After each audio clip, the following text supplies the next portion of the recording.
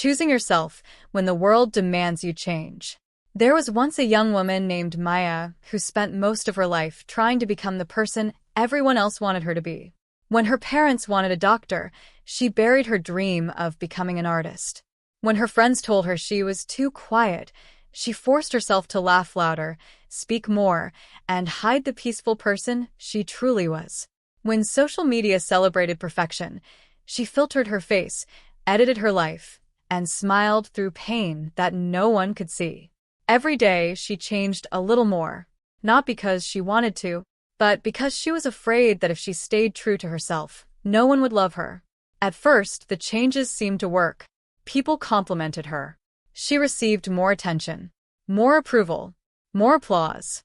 Yet every night, when the room became silent, she would stare into the mirror and ask a heartbreaking question. Where did the real me go? One rainy evening, exhausted from pretending, Maya wandered into a quiet park. An elderly woman sat alone on a bench, watching the rain fall without opening an umbrella. Curious, Maya sat beside her.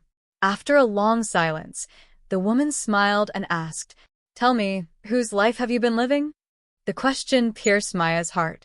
Tears filled her eyes before words ever came.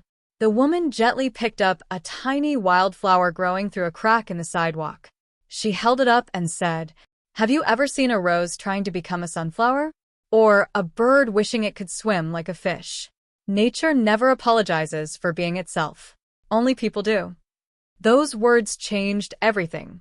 For the first time in years, Maya realized she had spent her entire life chasing acceptance while abandoning the one person who needed her loyalty the most, herself.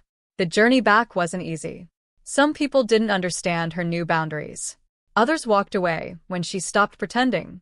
There were lonely days, moments of doubt, times she wondered if becoming herself was worth losing people who only loved the version she had created.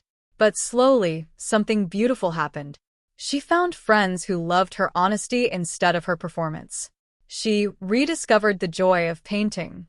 She laughed because she was happy, not because she felt obligated. She no longer woke up wondering who she needed to become. She simply woke up and became herself.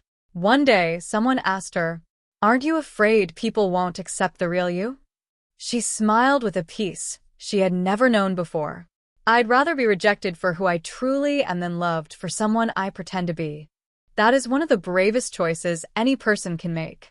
The world will always have opinions about how you should look, speak, dream, dress, believe, or live. It will constantly ask you to fit into someone else's idea of success. But your greatest purpose was never to become a copy. It was to become the person you were created to be. Because the people who are truly meant for your life won't ask you to hide your heart.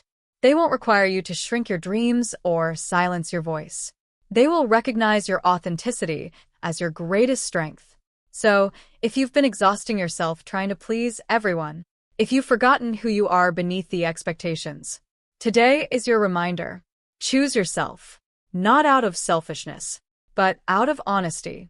Because the moment you stop living for everyone's approval, you finally begin living your own life.